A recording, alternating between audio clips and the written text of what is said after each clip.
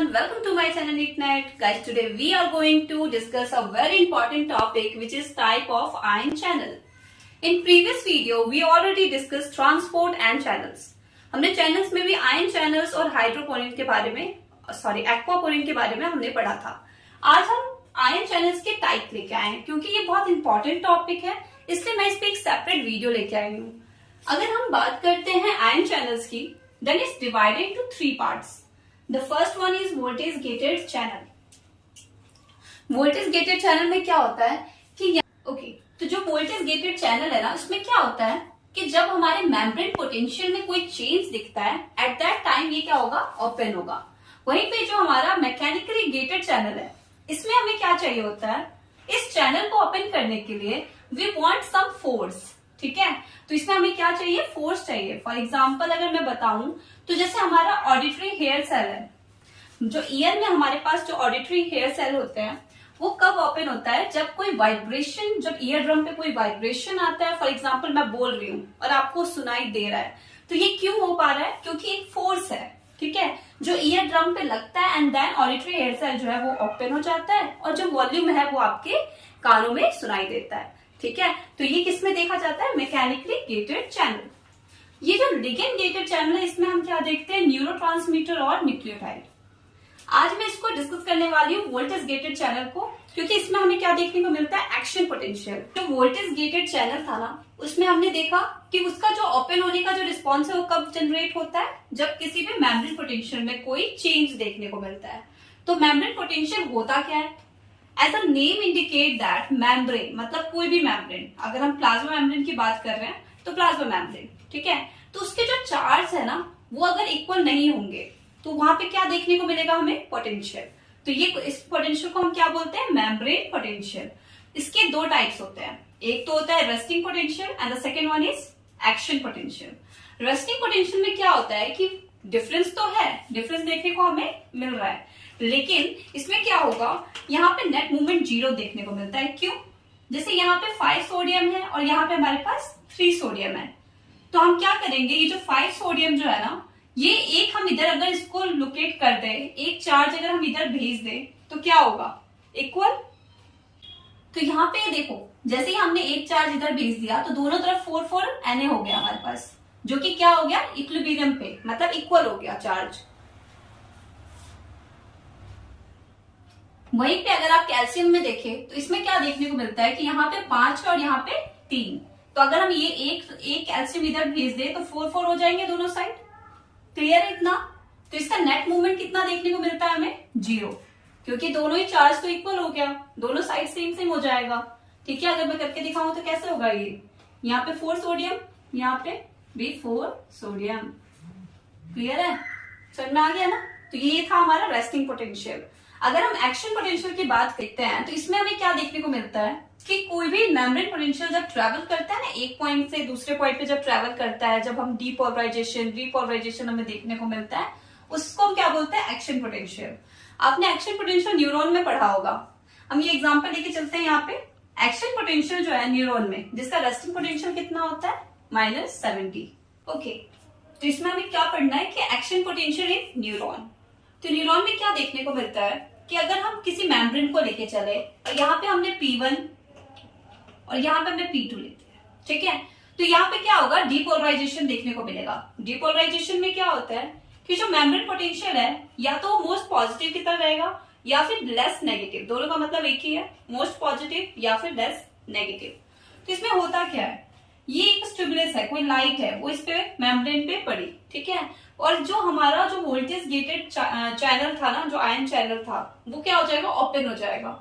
जैसे ही हमारा sodium ion voltage gated channel open होता है तो ये जो हमारे सोडियम आयन जो ऊपर प्रेजेंट है उसकी सरफेस पे, वो अंदर आने लग जाते हैं. ठीक है, तो जैसे ही अंदर आते हैं ना तो फर्दर क्या होता है, फर्दर डीपोलराइजेशन और देखने को मिलता है.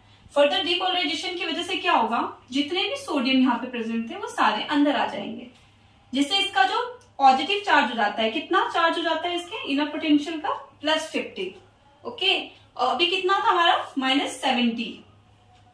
तो -70 से +50 मेम्ब्रेन पोटेंशियल का जो चार्ज है वो हो गया, जो डिफरेंस था उसका इतना हो गया. लेकिन अभी क्या है कि ये जो +50 चार्ज है ना, ये जो है ये डेंजरस है सेल के लिए, मतलब सेल इस चार्ज में सरवाइव नहीं कर सकता। मेम्ब्रेन पोटेंशियल जो है उसका चार्ज जो है वो इतना नहीं होना चाहिए। तो कितना होना चाहिए? -70। इसको हमें अगर -70 में कन्वर्ट करना है तो इसके लिए हमें क्या क्या करना होगा? फर्स्ट हमें होता है इनएक्टिवेट करना होगा पहले तो सोडियम चैनल को जो खुला हुआ है, ठीक है। हमने क्या किया? उसको इनएक्टिवेट कर दिया। इनएक्टिवेशन किसको किया? सोडियम चैनल को। सेकेंड, आपने देखा होगा सोडियम और पोटेशियम हम देखते हैं, है ना। तो पोटेशियम क्या होता है? नेगेटिव होता है। तो अगर हम उस चैनल को ओपन कर दें तो ये हमें बैलेंस करने में हेल्प करेगा। तो हम क्या करेंगे? पोटेशियम चैनल को ओपन कर देंगे। एंड थर्ड वन इज, हमें क्या करना है? इसको हमें सेल को मूवमेंट करवाना है। कहां से? रेस्टिंग पोटेंशियल जो हमारा कितना था? -70, मतलब +50 से हमें इसको मूव करवाना है -70 तक। हम ये 3 ऑप्शन कर सकते हैं सो दैट जो हमारा मेम्ब्रेन पोटेंशियल जो +50 है वो कितना हो जाए? -70, which is favourable for membrane potential charge. Now अब आता है एक और, अगर हमने तो अभी P1 की बात की, अगर P1 के साथ साथ यहाँ पे P2 भी तो था, है ना। यहाँ पे P2 मैंने दिखाया था सबसे पहले ही। तो इसमें क्या होता है कि अगर यहाँ पे डिपोलराइजेशन हो रही है, फॉर एग्जाम्पल मैं यहाँ दिखाती हूँ कि अगर मैंने यहाँ पे डिपोलराइजेशन दिखाया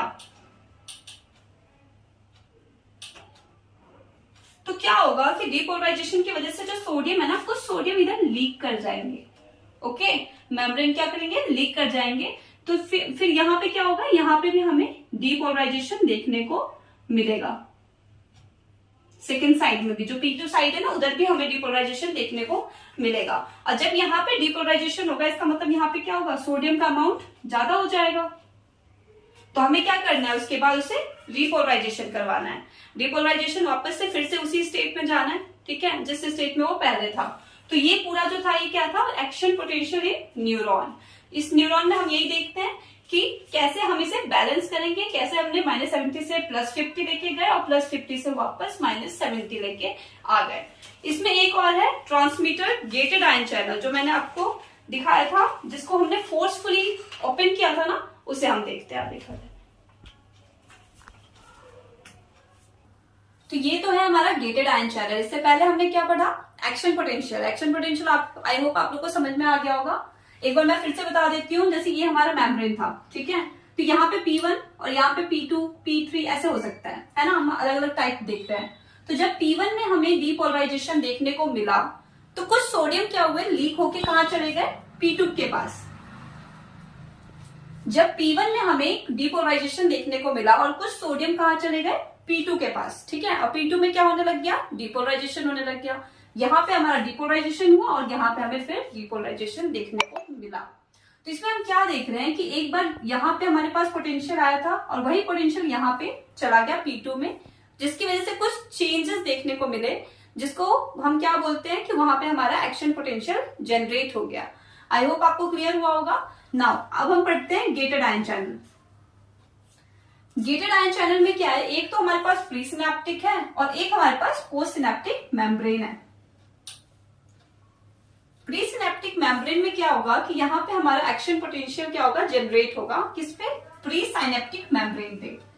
जैसे ही हमारा एक्शन पोटेंशियल जो है वो जनरेट होता है तो हमारा जो यहाँ पे कैल्शियम आयन चैनल है ना, इस वाले पे जो प्री सिनेप्टिक पे, वो क्या होगा? ओपन हो जाएगा। कैल्शियम आयन चैनल क्या हो जाएगा? ओपन हो जाएगा प्री सिनेप्टिक मेम्ब्रेन पे। अब कैल्शियम अगर इंक्रीज होता है, फॉर एग्जांपल इसका हमारा चैनल खुलता है, ओपन होता है, तो यहाँ पे क्या होगा? कैल्शियम का अमाउंट जो है वो बढ़ जाएगा, ठीक है। क्यों? क्योंकि यहाँ पे क्या हो रहा है? ये इन्फ्लक्स हो रहा है। जैसे ही यहाँ पे कैल्शियम इंक्रीज होगा, इन्फ्लक्स होगा हमारे प्री सिनेप्टिक मेम्ब्रेन में, तो यहाँ पे हमें क्या देखने को मिलेगा? ये न्यूरोट्रांसमीटर है। न्यूरोट्रांसमीटर क्या करेगा? ये जाके यहाँ पे फ्यूज करेगा पोस्ट साइनेप्टिक मेम्ब्रेन के साथ, ठीक है। यहाँ पे हमें क्या देखने को मिलता है? फ्यूजन देखने को मिलता है। और ये क्या रिलीज करता है? न्यूरो ट्रांसमीटर रिलीज करता है। इसके रिलीज होने की वजह से क्या होगा कि ये जो हमारा आयन चैनल है ये ओपन हो जाएंगे, ठीक है। आयन चैनल जैसे ही ओपन होगा तो यहाँ पे हमें क्या देखने को मिलेगा कि मेम्ब्रेन पोटेंशियल जो है ना वो जनरेट होगा। मैं यहाँ लिख दूं, इससे उससे क्या होगा, मेम्ब्रेन पोटेंशियल जो है वो जनरेट होगा और उसी की वजह से यहाँ पे क्या होगा, एक्शन पोटेंशियल जनरेट होगा।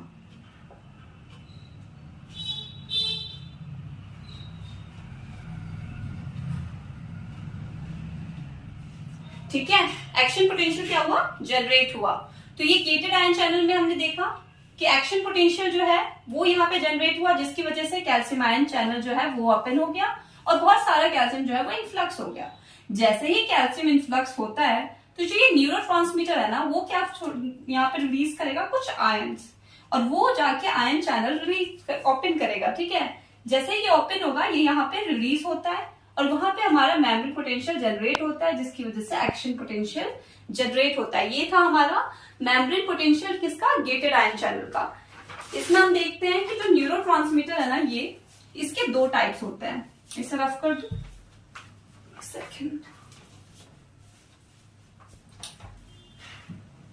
न्यूरोट्रांसमीटर दो टाइप के हैं, एक तो है हमारे एक्साइटरी और एक है हमारे इनहिबिटरी। ओके, एक्साइटरी जो होता है वो क्या करता है, कॉज करता है डीपोलराइजेशन।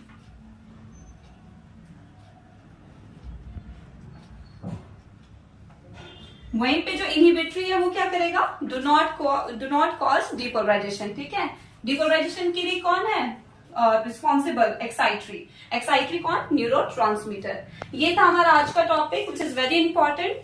आप अच्छे से पढ़ लेना, कोई भी डाउट हो तो प्लीज मुझे कमेंट्स में लिख के भेजना सो दैट मैं आपके डाउट्स क्लियर कर सकूं। Thank you so much.